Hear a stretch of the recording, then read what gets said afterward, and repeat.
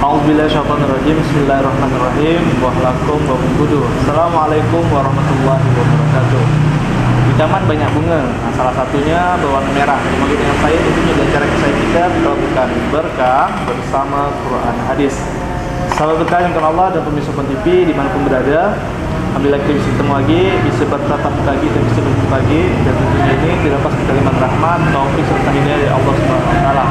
Dan alhamdulillah juga pada kesempatan berbagai ini dalam keadaan sehat walafiat dan semangat pastinya karena saya sudah sendiri. Nah di sini ada temannya yang baik pan. Nah kita tanya kabar dulu ya. Apa kabar Bu? Alhamdulillah. Setelah lama tidak bersua. Lama tidak bersua. Sehat Pak ya? Sehat alhamdulillah. Dan semoga kita selalu keadaan sehat Pak ya. Insyaallah. Amin. Dan semua juga nah pemirsa di rumah dimanapun berada juga selalu keadaan sehat walafiat sehingga kita bisa berbagi ilmu. Nah tentunya ilmu Al-Quran dan Hadis. Nah insyaallah hari ini bersama Abah kita akan coba membahas nih kaitan yang memang lagi panas ya, bukan hangat ya. Iya. Karena kalau kita salah nih mungkin bisa jadi bisa hancur juga kalau kita bayar. Ketidakpahaman. Jadi terkait dengan ketika mungkin Islam dihina nih, apa sih yang harus kita lakukan gitu ya? Karena mungkin kalau secara pribadi ketika orang menghina kita gitu kan, memang sih kita dianjurkan untuk sama menghina balik gitu Pak ya. Iya. Nah, itu kalau secara pribadi kita. Tapi bagaimana sih sikap kita mungkin ketika Islam yang dihina? Kalau kita lihat kan memang reaksinya dari tanggal 4 November, nah itu sudah menunjukkan ya harus ada gerakan berarti Pak ya. Yeah. Tapi yang lebih baik mungkin kita langsung dengarkan dari Pak penjelasannya seperti apa gitu ya. Ketika mungkin ya ada orang yang menghina Islam, silakan Pak. Alhamdulillahirabbil alamin. Hamdi yuafi ni'ma wa yukafi mazida ya rabbalak alhamdu kama yanbaghi li jalali walikal karimi wasmi sultanik. Alhamdulillah. Kita panjatkan puji syukur kehadiran Allah yang hadir bersama kita, baik bagi para pemirsa sekalian. Assalamualaikum warahmatullahi wabarakatuh. Wa huwa ma'akum aina ma kuntum wallahu bima ta'maluna basyir. Surat Al-Hadid ayat 4. Allah selalu hadir bersama para pemirsa Pon TV yang dimuliakan, hadir bersama para kru dan hadir bersama kita di sini. Nah, Allah menyaksikan sebagaimana Allah beritakan juga di surat 58 ayat 7. Allah lebih dekat daripada urat leher sebagaimana yang Allah sudah beritakan di surat Qaf ayat 16. Nah, demikian juga salam dan salawat kita sampaikan kepada Rasulullah, karena Rasulullah mengajarkan kita untuk saling bersalam. Karena Rasulullah lah perintah Allah untuk berselawat, surat 33 ayat 56. Karena Allah dan para malaikatnya pun berselawat untuk para nabinya. Nah, alhamdulillah untuk Rasulullah beserta keluarga, sahabat dan pengikutnya, ayahanda, bunda, para pemirsa Fon TV sampai ditegakkan timbangan keadilan. Hari ini kita masih dipinjamkan sedikit waktu oleh Allah untuk menyaksikan peristiwa demi peristiwa yang ada. Nah, bagi orang-orang yang belum memahami kenapa ini terjadi, maka orang itu belum menyaksikan apa yang diperintahkan Allah yang di dalam Al-Quran. Di Al-Baqarah surat 38 Allah perintahkan, aku turunkan engkau ke muka bumi dengan tuntunan Al-Quran agar tidak takut, agar tidak khawatir. Allah turunkan surat Taha ayat 123. Allah turunkan supaya kita tidak khawatir dan tidak takut. Tuntunannya apa? Al-Quran. Timbul satu pertanyaan dalam memilih pemimpin. Pemimpin seperti apa yang harus kita pilih? Allah memberikan tuntunan bahwa pemimpinmu hanya satu di muka bumi ini. Allah beritakan di surat Al-A'raf ayat 3, surat 7 ayat 3, bahwa pemimpinmu adalah apa yang sudah Allah turunkan ke muka bumi ini, namanya Al-Quran. Nah, Al-Quran itu ketika kita memegang tangan dengan tangan kanan, ketika kita bertemu dengan salam, ketika kita berucap, misalnya kita bertemu dengan teman, Assalamualaikum, itu Al-Quran. Ketika kita masuk rumah, Assalamualaikum, itu Al-Quran. Ketika kita mendapat cobaan ataupun ujian, godaan dari syaitan, muncul keinginan, Allah beritakan nanti, itu pun a'udzubillahi minasyaitonirrajim, mohon perlindungan dari syaitan, itu pun Al-Quran.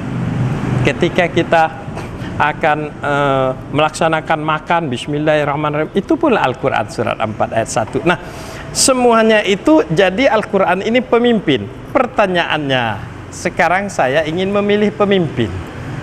Allah sudah tuntunkan di dalam Al-Quran. Ada lagi muncul pertanyaan sekarang dalam pemimpin ataupun dalam pelaksanaan hari-hari. Ada peristiwa Jakarta, ada peristiwa Ahok, ada peristiwa demonstrasi, ada peristiwa Majelis Ulama Indonesia, ada peristiwa, demikian besarnya peristiwa ini. Tapi ini semua sudah tertulis di dalam Al-Quran. Karena Allah sudah beritakan di surat 6 ayat 59 bahwa segala sesuatu sudah selesai. Bagi mereka yang melihat ayatnya, dia akan, oh ini ayatnya. Jadi di surat 6 Allah beritakan di ayat 67 bahwa segala berita yang sudah disampaikan Rasul di dalam Al-Quran itu engkau akan menyaksikannya dan ada waktu peristiwanya terjadi. Ya Allah, ini kenapa saudara kami yang Islam kok berlemah lembut dengan orang kafir? Kenapa dia tidak lemah lembut dengan kami? Itu yang aku sebut dengan murtad. Surat Al-Maidah Allah beritakan di surat 54. Nah, ya Allah, ini kami akan mengadakan pemilihan ya Allah, untuk memilih gubernur kah dia, memilih pemimpin negara kah dia. Ini harus bagaimana ya Allah? Allah terus sampaikan di Al-Maidah ayat 51 yang diributkan. Kenapa? Karena itu sentilan daripada sang penguasa untuk orang-orang yang mengaku Islam tapi tidak iman. Ya ayyuhallazina amanu, untuk orang-orang amanu, baru iman level pertama. Nanti ada lagi mukmin, ini yang bagus, yang paling bagus. Jadi dia sangat taat, apa yang kata Al-Quran itu dia laksanakan. Nah, di dalam Al-Quran Allah beritakan Al-Maidah 51 itu, jangan engkau memilih pemimpin Nasrani Yahudi. Nah, nanti ada lagi lebih tegas lagi di Al-Maidah 57 Allah beritakan, jangan kamu memilih pemimpin kafir. Artinya kafir ini yang tertolak. Artinya mereka yang tidak iman kepada Allah, kepada malaikat, kepada kitabnya, kepada rasulnya, kepada qada dan qadarnya, kemudian kepada kiamatnya, hari akhirnya. Itu berarti dia tidak iman, artinya dia kafir. Satu yang dilanggar itu kafir. Itu kata Allah di dalam Al-Quran. Allah beritakan, jangan kau memilih orang-orang kafir. Satu. Muncul pertanyaan lagi, kalau saya jadikan kalau saya jadikan wali ataupun wakil bagaimana ya Allah? Allah beritakan lagi di surat Ali Imran ayat 118, jangan kau jadikan wali-walimu. Tidak boleh. Tidak boleh. Orang-orang kafir tidak boleh jadi wali apapun. Terus kalau tidak wali, jadikan sahabat baik sajalah ya Allah. Kita kan hidup, bernegara, berbangsa, bertanah air. Boleh tidak kami jadikan dia sahabat sejati kami ya Allah? Nah, Allah sampaikan lagi di surat An-Nisa surat 4, Allah beritakan di ayat 144, jangan kau jadikan dia teman baikmu. Di situ wali, jangan kau jadikan dia walimu. Di surat 4 ayat 144 An-Nisa. Nah, kenapa wali tidak boleh? Terus sahabat itu di surat Ali Imran. Surat Ali Imran ayat 118. Jangan jadikan dia sahabatmu, teman baikmu. Timbul pertanyaan sebagai orang berfikir, ulil albab.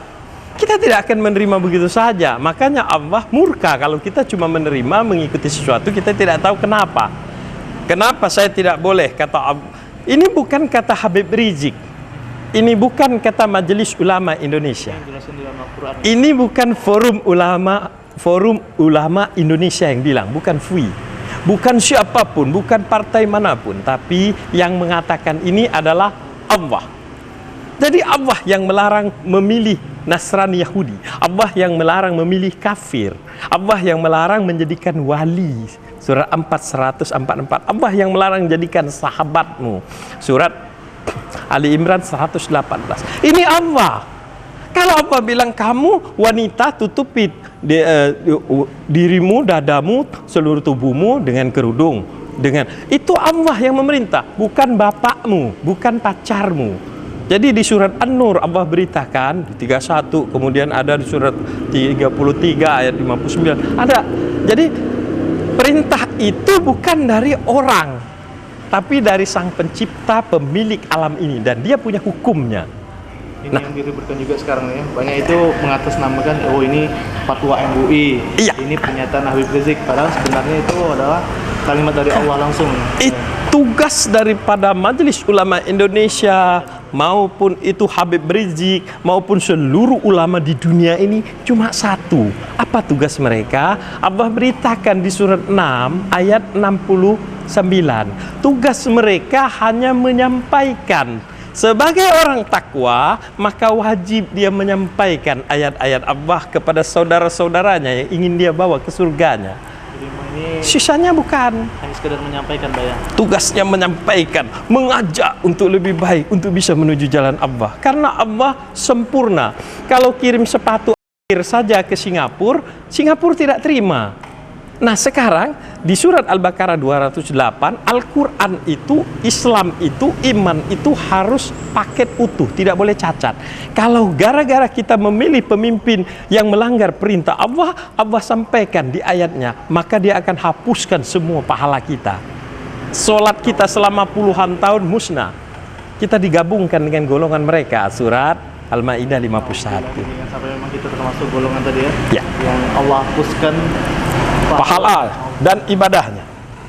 Jadi memang ya apa yang disampaikan pendapat tadi kaitan dengan memilih pemimpin ya, dalam Islam ya. Karena memang ini erat kaitannya juga dalam ya, kondisi memilih pemimpin ya, Pak ya. Iya. Kasus begini ya. Ini tidak ada toleransinya.